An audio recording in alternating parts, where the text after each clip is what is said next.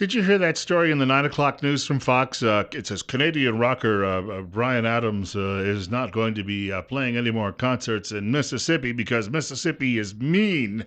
Mean, mean, mean. Do you understand us? And North Carolina is mean, mean, mean because they don't want grown men dressed as women going to the potty with little girls. And they have these laws on the books that say, they're trying to get laws on the books in several of these states that say no clergyman should be forced to perform a same sex wedding. Seems to me to be quite logical because if that clergyman is actually a Bible believing clergyman, most of them are, the Bible's quite specific about all of that. And so now you've got Brian Adams has not had a hit since what, 1983? And then Bruce Springsteen is the other. He hasn't had a hit since what, 1974?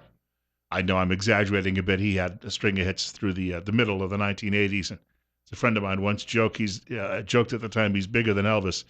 Not yet. I mean, Elvis got pretty big at the end of his life. Ha, ha, ha, ha, ha. 8 minutes after 9 o'clock, Bill Colley with you on Top Story. So two guys whose careers essentially died decades ago say that they will not play any more concerts in those states. And nobody noticed. 54. I want to thank you for joining me this morning on Top Story on News Radio 1310, KLIX, and newsradio1310.com. Wall Street Journal has a piece today from a state legislator. I believe he's in Mississippi. Why are companies taking sides against religious liberty? And because it's not just musicians, old, retired, worn out, has-been musicians. The writer says Disney and Marvel threatened to pull production of the Avengers film franchise from Georgia, and the cable channel AMC vowed to take its Walking Dead series elsewhere. The NFL warned that it might drop Atlanta from consideration to host a Super Bowl. Dozens of Georgia companies urged the governor then to veto the bill, which he did March 28th. This by now is a familiar playbook, and he goes back to Indiana and Governor Mike Pence about a year ago. Why are businesses and sports leagues suddenly championing leftist ideologies that oppose not only religious liberty, but even legislation that protects the safety of women and children in restrooms? And I have a theory as to why. And I'll tell you what that theory is that these people who are sitting in these corporate boardrooms, they don't have Christian formation. They don't have any idea what the Bible's about. They don't have any idea what religious people believe. They just know that in the circles that they run in, all of this is okay. And in fact, maybe to be a corporate titan today, you don't actually have to have any formation, because if you did, it might prevent you from moving all of your factories halfway around the world and employing people in sweatshops for 3 cents a day. The writer is a Georgia state senator writing this piece today. You're up next. You're on the air. You're on the air with Bill Colley, in fact, on News Radio 1310 KLIX. Hey, good morning. Morning. Go ahead.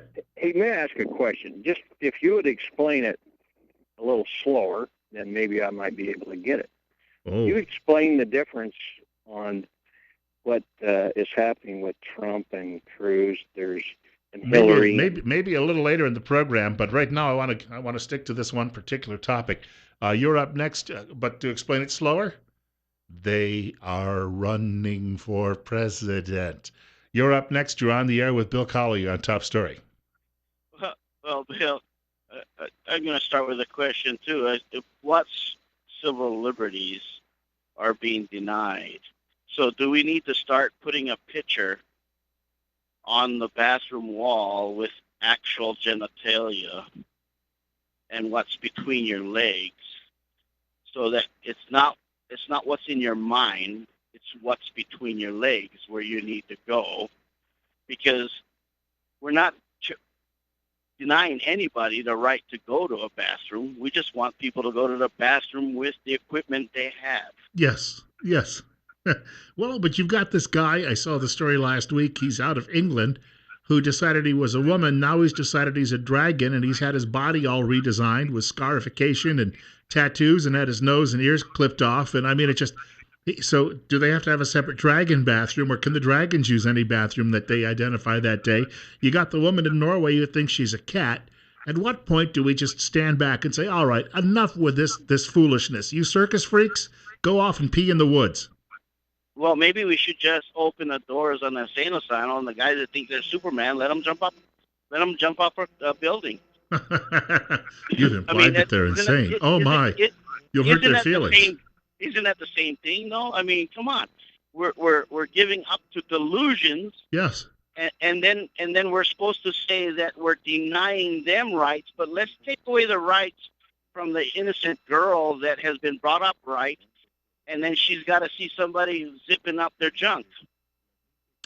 That's a great point. And unfortunately, we've allowed Lefty to take over the country, and Lefty is going to continue to insist on this because ultimately Lefty wants to destroy the country and the culture so Lefty can build his socialist utopia, which doesn't exist, but that's what we're dealing with. You're up next. You're on the air with Bill Colley on Top Story. No, you're absolutely right, sir. This is about power and intimidation, them being able to intimidate those who would stand up against them. And then less ordinary people start standing up and just put a stop to this. It's not going to end. It's going to gain speed. The more power they get, the more they intimidate us, the more they push us down. It's just going to lead exactly to where we're at right now. That we've allowed this to go on too long. We need to stand up, put our foot down, and go, no, sorry, you're freaks. You're mentally defective. It's a documented fact that most transgenders have some type of mental disorder. They're one of the highest suicide rates out there. We should be pitying these people and trying to assist them rather than coddling them and making them a protected class. It's absolutely insane at the detriment to our own children and the rest of the population. Amen. And thank you. What it reminds me of, a story that I remember when I was a kid, there was a place that gave up all pretenses of any morality. And then some angels showed up to help out one family who happened to be living there. And all of the people who had no morals, they all showed up and demanded that the angels, not knowing they were angels, be turned over. They said, bring them out so we may know them. Knowing them didn't mean, hey, how you doing? Good to see you. And the folks who were writing this book called the Bible had to find a way to present this so it didn't come across as being, well, dirty. So knowing them meant sexual relations. See, we're there now. I mean, this is, and yet, can we put the genie back in the bottle? I don't know. But it's frightening because we may get to that point where if you don't agree, they will come to your home, drag you into the street, pull your pants down, throw you flat on the ground face down, and decide to have their way with you and your family and your children. And I don't know how you stop it. The other day I was reading General Mattis. He's been retired now from the Marine Corps for 3 years. I happen to be reading that if the Republican convention gets deadlocked, there are some people who would like to see this guy take over. He's known as the Monk, or Mad Dog Mattis. He's probably the closest thing we've had to a George Patton in this country over the last 70 years. And he could then end up, if they can't figure out a candidate at the Republican convention, he could end up as the nominee. And as I read the story, I know there are a lot of people upset about the thought that why did we go through all of the primaries and the caucus and all of these things just to get to this point where we might select someone from the outside?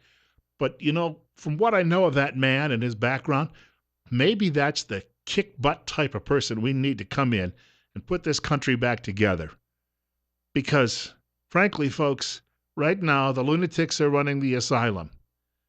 And we may have to tell them, you know what, we're not going to force you back in the closet.